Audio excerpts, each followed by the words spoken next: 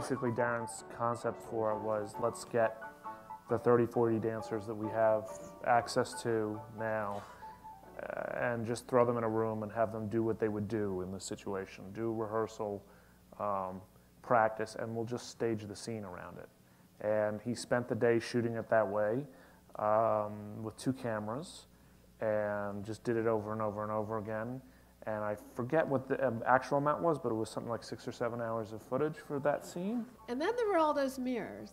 Right, and then there were the mirrors, so that you would love a piece, and there was the other camera. So, or your own camera, and then you couldn't use it, or you had to clean it out, or whatever, but it was a maze. And then you said to Aronofsky, you said, so how do you... Yes, I asked him what, I rarely do, but in that case, I asked him if he had any directive or ideas for it and how to approach it, and he said, good luck. We all know the story. Virginal girl, pure and sweet, trapped in the body of a swan. She desires freedom, but only true love can break the spell. I insisted to Darren that we have to sit through the footage and watch it all together before I cut it, because for me to try and second guess what in the 7 hours was his favorite moment would just be ridiculous, because it was literally a maze trying to track where Vincent was in this cycle. From take to take would be different every time, which direction the dancers were facing was different every time, and there was nowhere to hide because of the mirrors.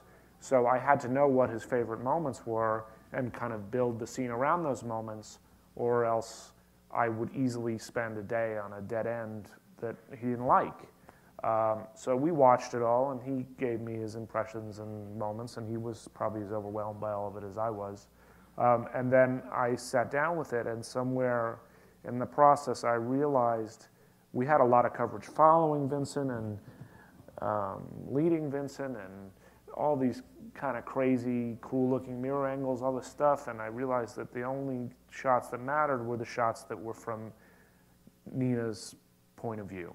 So the answer always was how to make this Nina's experience. And what's interesting is that there are some times when you almost feel she can't see everything, but she's trying. Right. Like, she can't quite see over her shoulder. What is he doing? What are the other dancers doing? What's her rival, Mila Kunis, doing? If it is a descent into madness, obviously, the trick in that was to keep escalating her unraveling in a way that felt logical and made sure that each time some new, worse information was introduced from her point of view, or a new obstacle for her, that she reacted more and more violently to it, or was more and more unnerved, and just calibrating these scenes against each other to make sure that that progression felt right, and that you could identify with her point of view on it.